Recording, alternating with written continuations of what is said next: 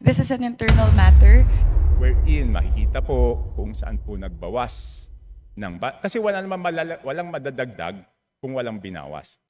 Hindi naman po pwede ngayon lang yan gagawin kasi public record yan eh. And I'm sorry to disagree, but public funds is not an internal matter. Di ba kaya nga natin ginawang transparent to because it's not internal. Pag nagtanong tayo tungkol sa pera ng taong bayan, every question is valid and every question is a public matter. It is not an internal matter dahil pera po ito ng taong bayan. The procedural point is what's considered as an internal matter. Again, we maintain that the output of the small committee is included in the HGAB. Hindi po. Pero nakasulat po ba sa HGAB kung saan binawas at saan dinagdag? Yun na lang po tatanong. Dadagan on Dito News Update. Yes, Madam Chair. The highlight of the President's SONA was nung sinabi na mahiya naman kayo, Initiative Errata for the Boys SO. So ang Initiative at Errata ay nanggagaling po yan sa Kongreso. Kaya nga medyo nahirapan si Sec. Ralph na sagutin kung paano nabawasan yung iba dahil talagang Kongreso po may alam yan. At dalawang pagkakataon po yan, sa BICAM at sa Small Committee. So I would like to ask the Chair to furnish all of the members the signed report of the Small Committee for 2025. Wait, bakit gumagalaw yung oras ko? Thank you very much, Representative Chanco. The request will be put under consideration and we will let you know if it's possible to... No. Madam Chair, why should it be put under consideration? This is of public record. This is in accordance with our rules. That all committee reports must be given to all members. And that shouldn't be taken against my time because you're telling me, teka, balik natin yung oras ko kasi sinasabi nila that will be taken into consideration. It should not be taken into consideration. Madam Chair, allow me to read this, no? Declaration of Principles and Policies. Section number 2 of our rules. Public office is a public trust. The House of Representatives and every member thereof are accountable to the people at all times. I will not read the ending portion. Number 3, efficient and effective access to and dissemination of appropriate and accurate information are imperative in lawmaking. So why should it be taken into consideration, Madam Chair? This representation was not the appropriations chair at the time. So the person who's covering the jurisdiction of that particular document, that is a document within the purview of the 19th Congress. Given that we've now crossed over to the 20th Congress, we would need to consider that request. Madam Chair, that's not acceptable. This is public records. Pareho pa naman yung COMSEC natin. At yan dapat linalagay sa archives. Do I have to read the rules again regarding archives? All documents? So may ang daming violation, Madam Chair. Walang record, hindi binigay. Ngayon, it's not readily available. Walang record sa archives. Ano to, sikreto? Again, this representation was not the appropriations chair. Let's ask the committee secretary where are the signed records of the 2025 Small Committee report.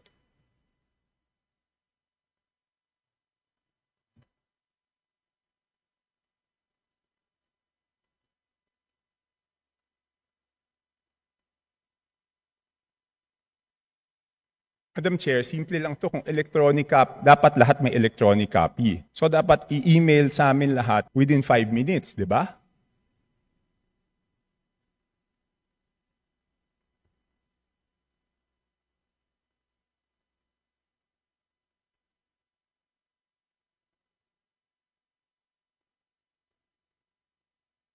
Meeting suspended. As a response to the Honorable Chanco, we will look into the records and look at the particular item. The subject matter of today's hearing is the briefing on the 2026 budget. So this is an internal matter that may be taken up with the Committee on Appropriations separately. So Madam Chair, starting Wednesday, tatanungin natin yung mga departamento, paano nila ginastos yung budget nila. Paano natin sila tatanungin kung paano nila ginastos yung budget nila kung hindi natin alam paano sila nabawasan at paano sila nadagdagan? We will be able to scrutinize the performance of the different agencies as well as the utilization of the different line items based on the 2025 performance. So this does not preclude us from doing that scrutiny. Meron ba o wala? We would have to look into the records. May I ask exactly what you are asking for? The Small Committee report of the 2025 budget. Let us just ask the COMSEC kung meron o wala. Kung meron, why was it not filed sa archives based on our rules 15 days after? So meron ba o wala? Simple. Kung meron, bakit hindi na-file sa archives? Kung wala, I will let you proceed, Madam Chair. I will not hold this budget hostage. Gusto ko lang malaman, meron o wala? The HGAB itself, the output of the small committee is already embedded into the HGAB itself. So that's the report. That's the output of the small committee. It's not the report, Madam Chair. Based on our rules, each committee must come out with a report. No committee is exempted from coming out with a committee report.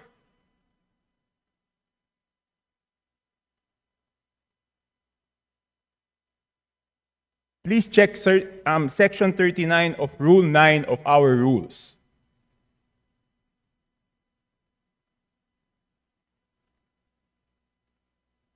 Kasi di ba kung meron, ang dali-dali naman, di ba kawala?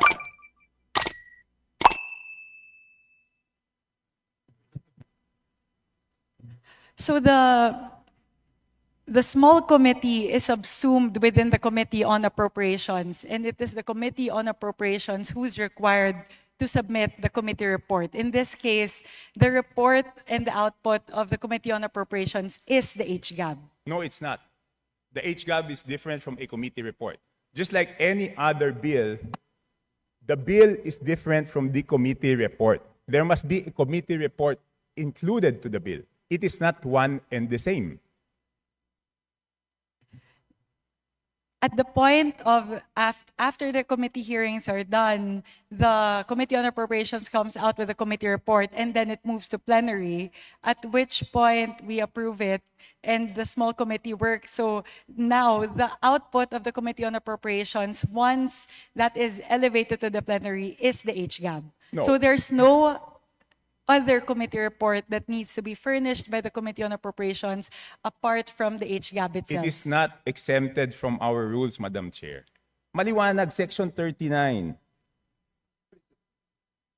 Gusto niyo basahin niyo? Okay, I will ask the committee secretariat, how many meetings were held? There were 2 meetings. 2 meetings. Did you follow... Nasaan yung minutes ng meetings?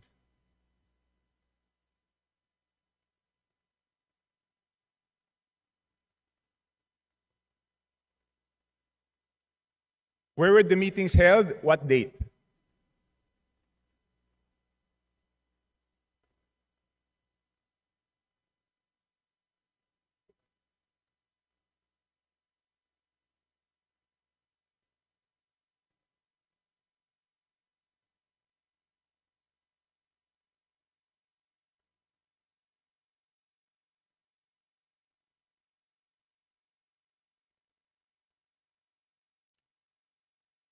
Madam Chair, I can read Section 39 of our rules to make it clear that the committee report is different from the HGAB, but I don't want it to take up my time.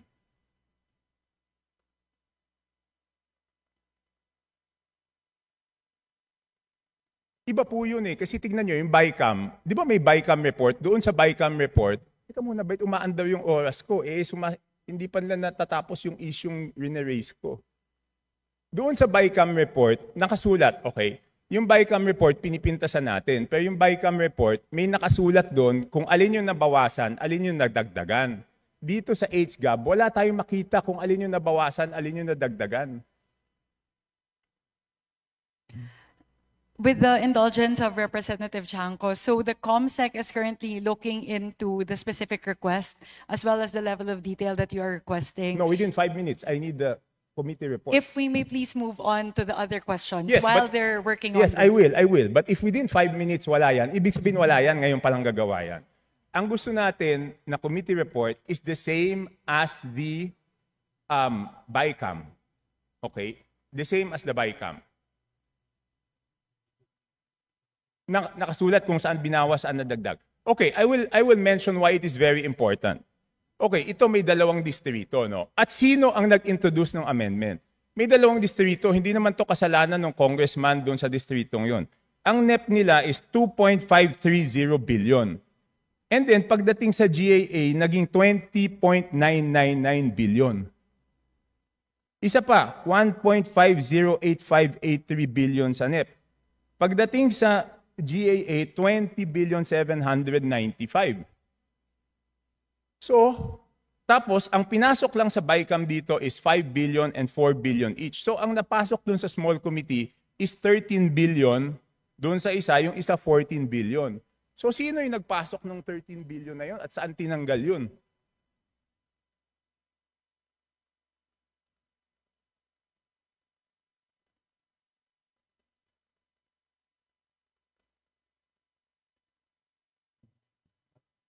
So, again, the small committee is subsumed within the Committee on Appropriations, and it is not required to render a separate committee report. The rule that you are citing, Honorable Chanco, pertain to standing committees. And the mother committee in this case of the small committee is the Committee on Appropriations. Yes, but did we exempt the Committee on Appropriations not to submit a committee report? No. Again, the committee report of the Committee on Appropriations at the plenary level is the HGAB itself. Yeah, but all meetings, dito sa ating rules, all meetings must be on record. So it's not only the committee report, dapat yung small committee na yon, meron silang report na finurnish lahat. Again, if with the indulgence of the Honorable Chanco, the COMSEC is looking into the request, if we may move to the next question. Okay, I will move to the next question. Thank you very mukhang much. Wala talaga. Signed committee report showing ano yung binawa, saan napunta. Okay. So it's only now, Madam Chair, that you found out that there is no small committee report?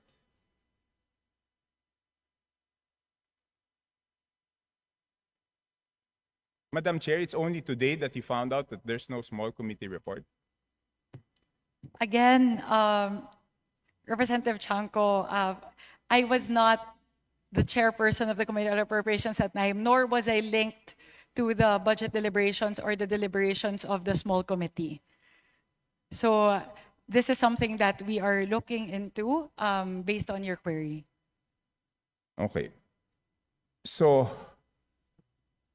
you mentioned in a press conference that you will have a subcommittee on budget amendments to replace the small committee. Is that correct? Yes, that is correct. Does it mean that we will now strictly follow Section 56 and 57 of our rules? That after we approve on second reading, no further amendments will be made? Yes, that is correct.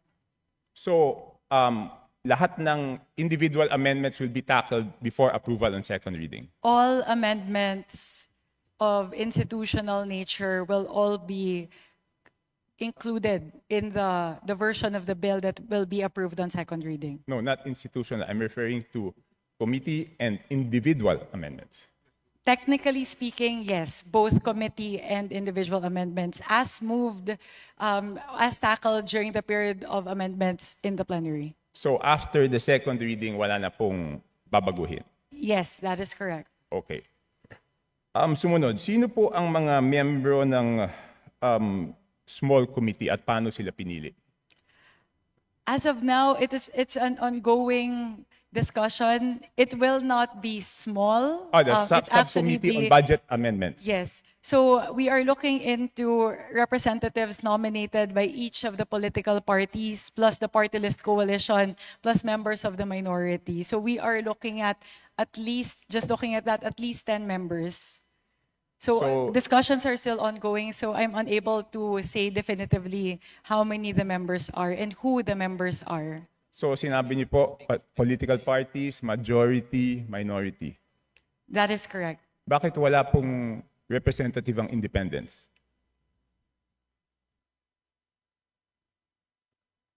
Hindi pa po kami dapat tumingin din sa budget?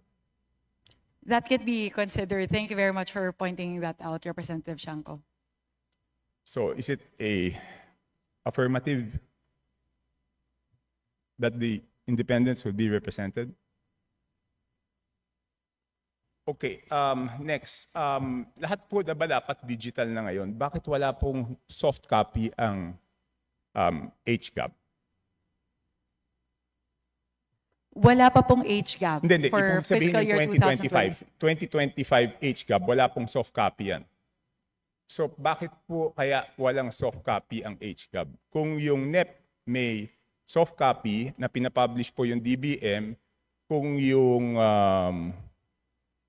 GAA na papublish po may soft copy, bakit po kaya walang soft copy yung HGAB? At sigurado po ba tayo na magkakaroon ng soft copy ang HGAB ngayong 2026 budget?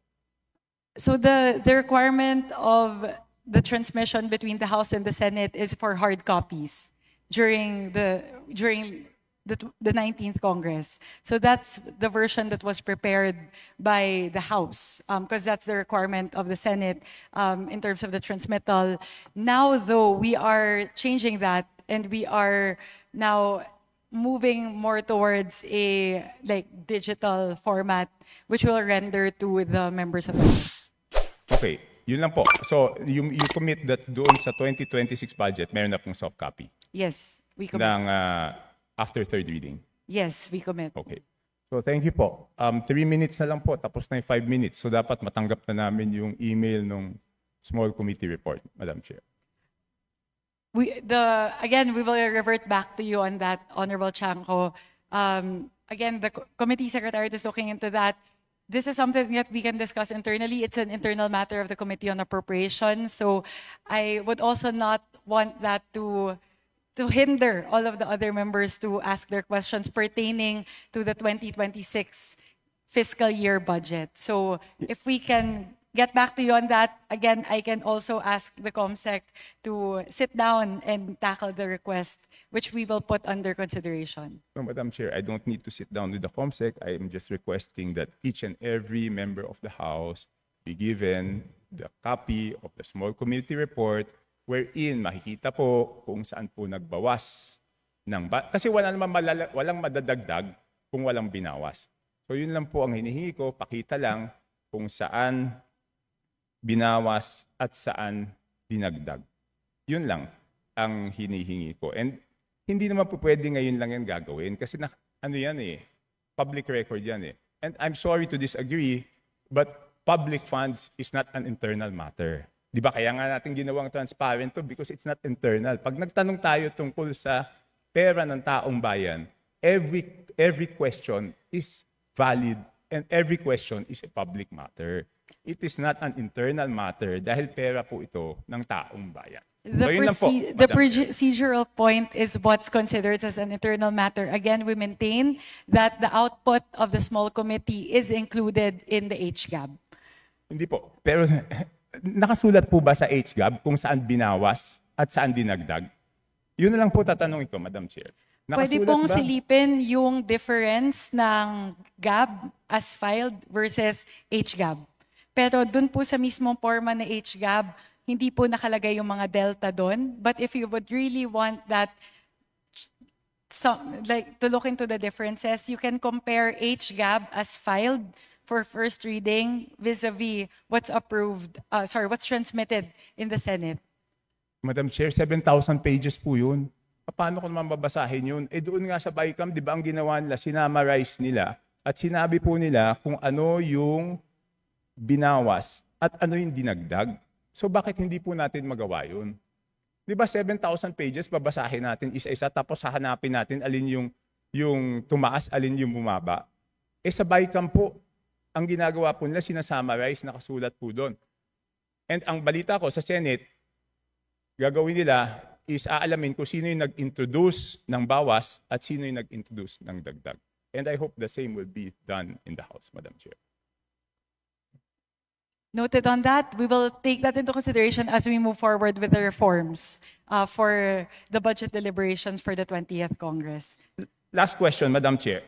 What will be the participation of the civil service, the CSOs, the NGOs, and the POs doon sa ano? I will revert back to I will respond to this question, but this would be the last question with the indulgence of Honorable Chanco. So they will be engaged as non-voting observers in all of the committee hearings. So they have full access to committee hearings and essentially all the deliberations of the Committee on Appropriations as well as the plenary deliberations. And we also have a People's Budget Review wherein that's a day where they can present all of their suggestions and their queries with regard to the 2026 budget. Madam, bakit pag ako nagsasalita, pati yung sagot ng chairman, tumatakbo yung oras? This is an extension na po. Yeah, a while ago, the countdown was in accordance to the length of your questions lang po. Yes, Congressman Erice was given 3.49 minutes extension. I was stopped at 2 minutes. So last question po. So any CSO, any NGO, any PO who wants to join and volunteers to join will be welcome. Kahit sino po. Wala tayong pipiliin. Again, last question na po talaga. I will revert back to this because it's public knowledge already. The accreditation guidelines for CSOs who would want to engage in the budget process has been publicized by the task force, by the Office of the Secretary General. So all interested parties who would want to apply may go through that accreditation process. My apologies, Representative Chanco. This is the last question. The COMSEC may also now furnish you with the accreditation guidelines. Yeah, okay. So that's my last question, but I just want to manifest 5 minutes has passed and the small committee report has not been sent to any of the members. That's on record, Madam Chair. Thank you, Representative Chanco.